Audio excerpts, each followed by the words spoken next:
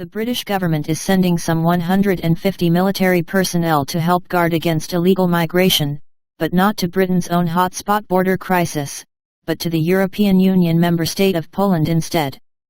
Britain's Secretary of State for Defence, Ben Wallace, has agreed with Poland's Minister of National Defence, Mariusz Błaszczak, to deploy a roughly 150-strong force of Royal Engineers to the Polish frontier Russia-allied Belarus, which has become a hotspot for Middle Eastern migrants effectively trafficked to Minsk by Belarusian leader Alexander Lukashenko attempting to breach the eastern border of the EU and NATO. I would like to emphasize that the Polish border is tight and it will be tight. No one who tries to cross the border illegally will be able to do it, despite the efforts of the Lukashenko regime, and despite hybrid attacks. We will ensure Poland's security, commented Błaszczak, expressing his thanks that Polish forces would soon be carrying out this task with support from British soldiers.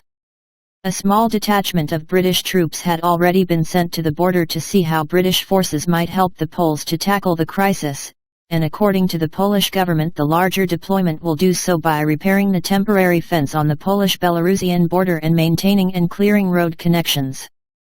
The situation on the Polish-Belarusian border, it is a conscious attempt to destabilize not only Poland, not only Latvia and neighboring countries, but also all of Europe to simply weaken the whole of Europe, Secretary Wallace said in a statement on the deployment quoted by the Polish government.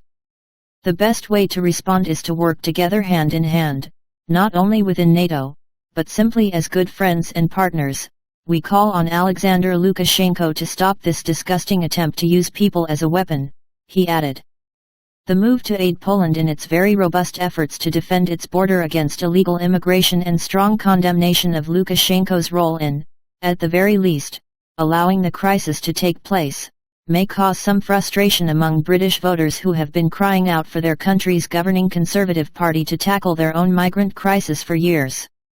Indeed, despite the number of illegal migrants crossing the English Channel much more defensible than Poland's thickly forested land frontier with Belarus, at least in theory having hit new highs of well over 1,000 migrants a day recently, there still appears to be no prospect of the Boris Johnson administration getting a grip on the situation, with talk of Britain's border force turning boats back or asylum seekers being sent to Albania for offshore processing both seemingly dead on